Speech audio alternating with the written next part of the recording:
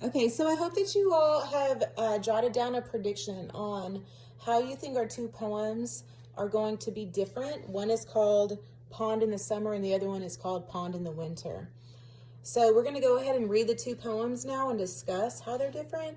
But as I'm reading, I want you to be thinking about what you're picturing in your mind as I read and how the poet is using words. Think about the words that he uses to create those. What kinds of words does he use to help readers make a visualization, see something in their brain as they read? Okay, so if you want to, you can even close your eyes and see, just think about what you're seeing in your head and visualizing as I read.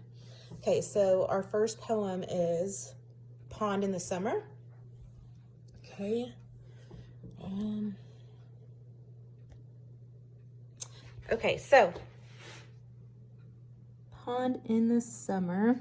Let's see if I can lift it up. Okay, so Pond in the Summer. A summer pond is a busy place. Everything moves at a faster pace. Water lilies open their flowers, fragrant in the morning hours, while crawly creatures take a ride on the lily's other side. A summer pond is a busy place. Everything moves at a faster pace. Okay, so what are you picturing? Think about the words. Okay, it said that the summer pond is a busy place.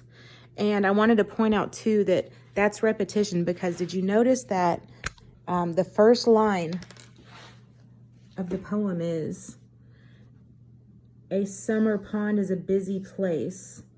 Everything moves at a faster pace. Okay? But I noticed that those two lines are repeated at the very end of the poem. A summer pond is a busy place. Everything moves at a faster place. At a faster pace. Okay, so that's repetition. When you see words or sounds repeated, that's called repetition.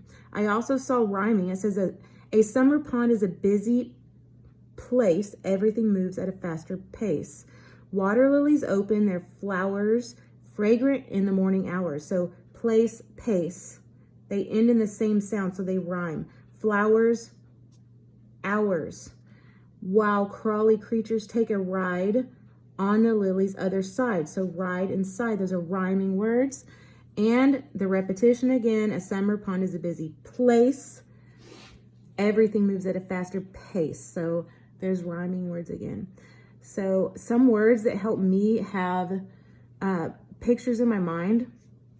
When it says that water lilies open their flowers, in my mind, I'm picturing flowers opening up and blossoming. Crawly creatures take a ride. So I'm picturing all the crawly creatures that you might see in a pond. Okay. And it's a busy place. It says that it's a busy place. So those words, in my mind, I see lots of animals and creepy crawlies, and just a lot of life going on in the pond. Okay. Because it's a busy place. Okay. I'm going to go ahead and move to our next poetry selection, and it is Pond in the Winter. So let's see how they're different. That's Pond in the Summer.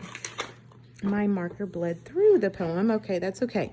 Okay, so Pond in the Winter. As I'm reading, I want you to visualize in your head what kinds of things do you see as I'm reading, and think about how the two poems are different from each other. Okay, so this is Pond in the Winter.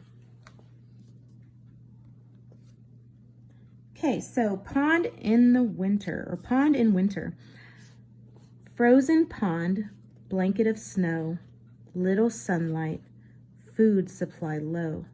Some animals sleep when there's nothing to eat, and the pond's turned into an icy sheet.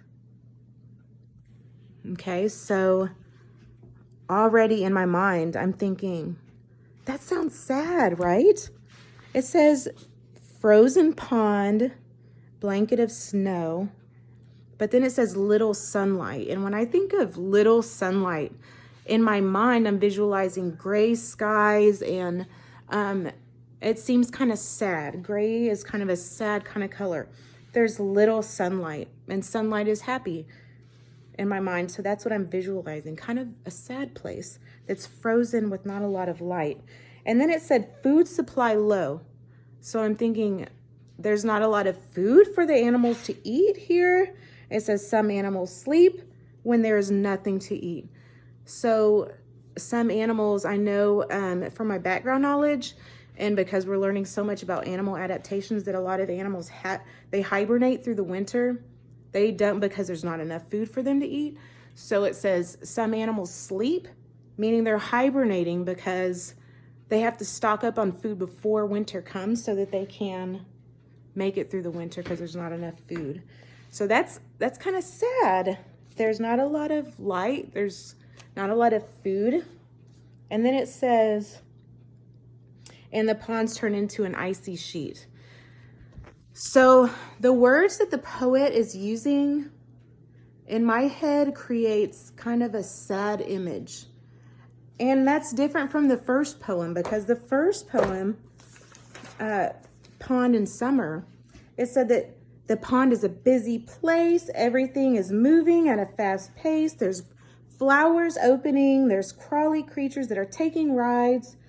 And it just seems like there's a lot of life and happiness in the summer poem, but in the winter poem, it gives me kind of a sad feeling. So the way that they're different, I think, is that the first poem has a lot of life and happiness, and the second poem has a little more, has like a sadder mood, okay? So I want you to think about what you think, how they're alike, how they're different. Compare the two poems in your own heads and jot down what you're thinking, what your thoughts are. And I'd love to see them.